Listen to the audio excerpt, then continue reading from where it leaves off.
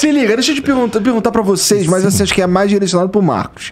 Marcos, olha só, você falou que experimentaram, encontraram nos fósseis e tal o carbono 14. Sim. Que esse carbono 14, ele cientificamente, no máximo dos máximos, chega a 30 mil anos, né? Sim. Esse carbono, só pra eu fazer uma pergunta mais sólida, esse carbono 14 é encontrado em qualquer fóssil? Se eu pegar essa trilobita aqui, eu acho? Sim. Eu acho. Olha, que acontece... E aí chega na seguinte pergunta, que é, se isso é algo que é facilmente observável e as pessoas, e cientificamente a gente sabe que o carbono 14 chega no máximo a 30 mil anos, por que a ideia do design inteligente não é a ideia mainstream? Por que ela é, não sei, esmagada? Ótima pergunta aí, Igor. Eu vou colocar a minha posição.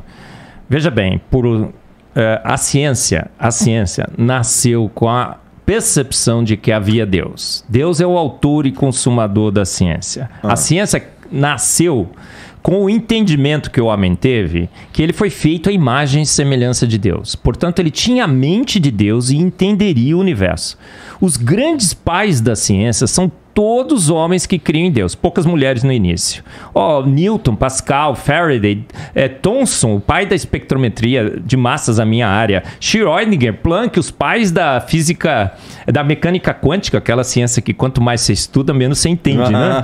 Todos eles criam em Deus. Olha, os 90% dos ganhadores de prêmios Nobel, homens que creem, que continuarão crendo em Deus, porque as estatísticas não estão mudando, Igor. 67% de cristãos, 22% de judeus, só 10% de ateus. Porque eu brinco, né? O pessoal diz que cientista bom é cientista ateu, mas parece que as estatísticas mostram diferentes, não é? Parece que crer em Deus te leva até uma chance maior de você ganhar o prêmio Nobel. A ciência nasceu com essa percepção, mas em 1859, Darwin escreveu um livro, A Origem das Espécies.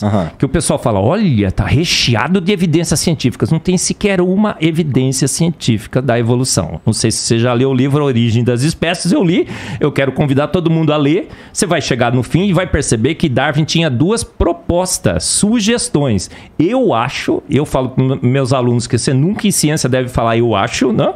Se você acha, volta para casa, quando você tiver certeza, você fale. Ele fala, eu acho que modificações ao longo de milhões e milhões de anos criaram a vida, sofisticaram a vida. Criação de vida, ele nem sabia como a vida tinha surgido.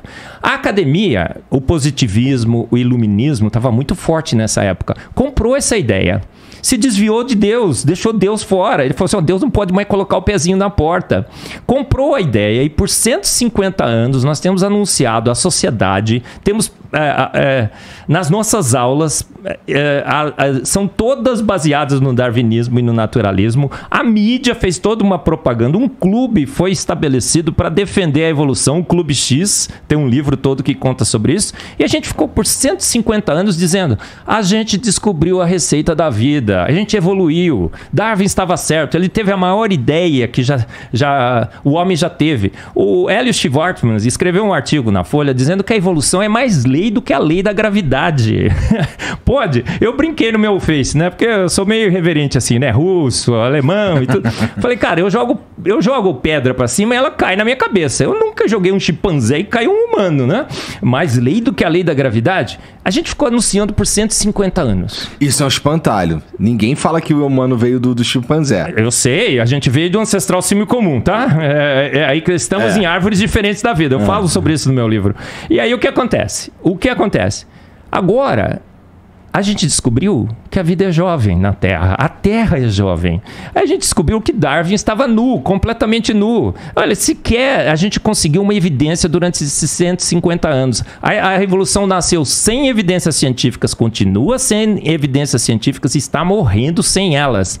Como é que eu vou chegar agora, encarar toda uma sociedade, depois de toda essa propaganda que eu fiz e dizendo, gente, errei. Eu estava errado. E agora esses hereges do design inteligente, esse design inteligente que inclusive aponta novamente a ciência para Deus, que pode trazer a ciência de volta para Deus, está certo. Então você percebeu o grande problema hoje? O Richard Dawkins, ele disse o seguinte, perguntaram para ele, Dawkins, Que evidência você teria que te convenceria de que Darwin estava errado, que Deus criou todas as coisas?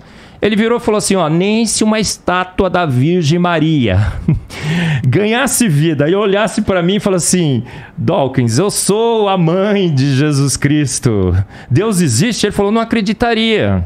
Então, a gente tem um pacto hoje, um dogma com a evolução, 150 anos, cientista não gosta de dizer que errou, e a gente está tentando, eu brinco, é uma luta de boxe, o boxeador está nocauteado no chão, o juiz só está terminando a contagem. A contagem está assim, ó, 156, 157, 158.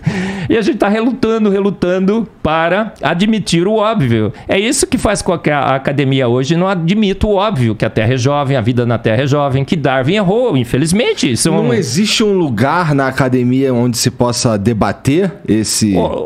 Existe. Existe a teoria do design inteligente. Existem os defensores da teoria do design inteligente. Academia. São cientistas. O Rodrigo citou aqui a lista dos dissidentes de Darwin. São mais de 1000 cientistas de extrema competência acadêmica. Só tem um problema. Permita-me interromper. Sim.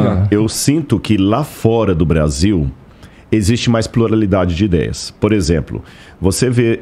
Eu conheço muitos nos Estados Unidos que são paleontólogos com PhD, todos com PhD, nenhum com mestrado, PhD. Paleontólogos, biólogos, primatólogos, né? Primatólogos, pessoas que estudam primatas e tudo. E quando eles estudam lá, eles usam método científico, eles usam laboratório, eles têm a bolsa do governo, como qualquer outro. Aqui no Brasil, não. Aqui no Brasil a coisa é mais engessada. Você está entendendo? Lá, por exemplo, você pode falar de design inteligente dentro de uma universidade. Lá não tem problema nenhum. Aqui a coisa é mais embaçada.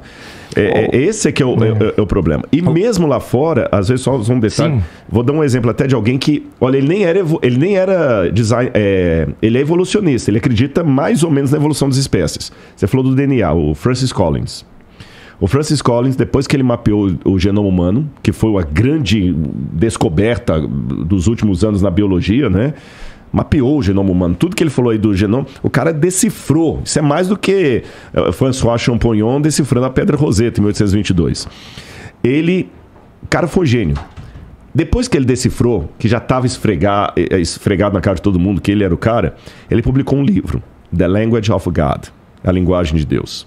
E nesse livro, tem uma parte que ele fala, os rascunhos desse livro já estão escritos há muito tempo. Mas eu só ousei publicá-lo e afirmar peremptoriamente a minha convicção da existência de Deus depois que eu encerrei toda a pesquisa do genoma humano. Porque pelos meus pares e pelos preconceitos do ateísmo metodológico, se eu declarasse essa fé no meio do processo, todas as bolsas teriam sido tiradas, todo o incentivo teria sido tirado, eu teria perdido meu lugar na academia e eu não continuaria a pesquisa. Então, por prudência, eu esperei terminar para agora falar assim, ele é católico, sou católico convicto, acredito na Virgem Maria, acredito nisso, e eu provei que um crente pode ter ciência, tanto é que eu mapeei o genoma humano. Está no livro The Language of God. Eu estou contando isso aqui apenas a guisa de ilustração, para vocês verem que tem também uma ideia de negacionista. Olha a linguagem que eu estou usando. Esses são os negacionistas. Vou falar assim, é mentira do Rodrigo, ninguém persegue crente na universidade, não tem isso.